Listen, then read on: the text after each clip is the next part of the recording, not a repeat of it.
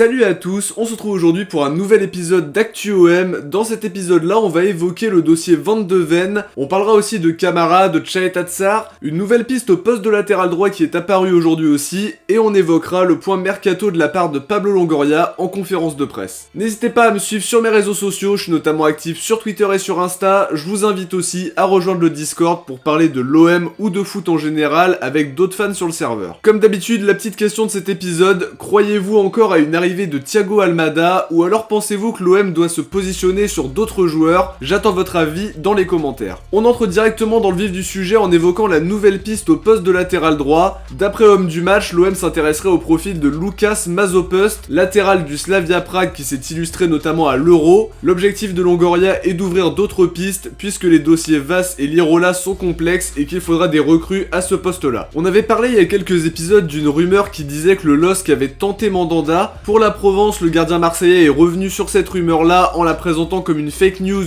à laquelle il n'a pas fait attention. Il a évoqué aussi le recrutement de Paul Lopez qu'il trouve logique et qu'il l'avait plutôt bien pris, sachant qu'il faut doubler les postes et qu'il ne jouera pas éternellement. Pour Radonjic, le Hertha Berlin est le prétendant le plus sérieux, on le sait, seulement le club allemand commence à explorer d'autres pistes. Bild indique que le club s'intéresse au profil de Maxwell Cornet, Lyon demande une somme autour de 10 millions d'euros, le Hertha Berlin voudrait vendre des joueurs avant de se positionner plus concrètement, peut-être une manière de mettre la pression sur l'OM qui semble gourmand pour Radonjic vis-à-vis des prétentions allemandes. On enchaîne justement avec le point mercato de Longoria cet après-midi en conférence de presse. Sur Almada, il est resté évasif, préférant évoquer l'éventuel transfert de l'Argentin à Atlanta qui reste une possibilité, laissant penser aussi que la piste pourrait être creusée en cas de départ d'un milieu de terrain ou d'un ailier gauche de l'effectif, mais qu'Almada à l'heure actuelle n'est pas la priorité. La priorité justement c'est de doubler les postes et de recruter à des postes où il y a des manques. Évidemment le premier qui nous vient en tête c'est le poste de latéral droit, on va en reparler un petit peu plus tard dans cette vidéo. En ce qui concerne Saliba, le président marseillais n'a pas exclu un éventuel transfert définitif, en précisant que le prêt, qu'il soit assorti ou non d'une option d'achat, amène souvent à une nouvelle négociation en fin de saison. On a évoqué hier une rumeur qui parlait d'un accord de principe entre Camara et Séville. La Provence indique que Séville s'est bien intéressé aux joueurs pour remplacer éventuellement Jules Koundé qui pourrait quitter le club cet été. La Provence enchaîne en évoquant Tchayet Tsar, ils ont confirmé le retour de l'intérêt de West Ham. D'après eux, les Hammers pourraient soumettre une offre à l'OM pour recruter le Croate avant la fin du mercato, la piste Zouma ayant pris du plomb dans l'aile. Le mercato pourrait bouger au cours du mois d'août en Angleterre alors que c'est un petit peu timide jusqu'alors. Dans le dossier Mickey Van de Ven, la Provence indique que l'OM aurait déjà formulé une offre au FC Volendam, une offre à hauteur de 800 000 € qui n'a pas été acceptée par le club néerlandais. L'OM compte revenir à la charge dans les prochains jours, les négociations continuent pour trouver un accord rapidement. Selon Télégraphe, le joueur est déjà à Marseille en compagnie de Mino Raiola pour trouver un accord avec le club. L'OM serait le club le mieux placé, même si d'autres seraient venus au renseignement. On va maintenant s'intéresser au point mercato de l'équipe.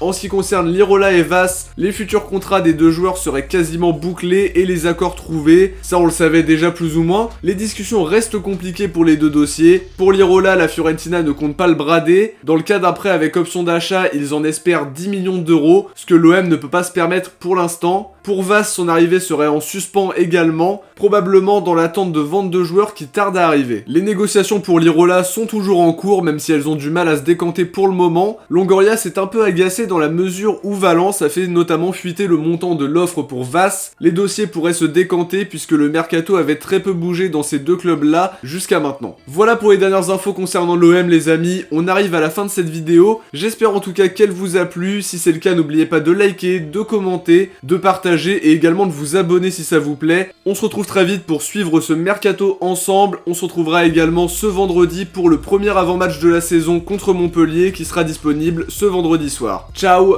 portez-vous bien et surtout allez l'OM.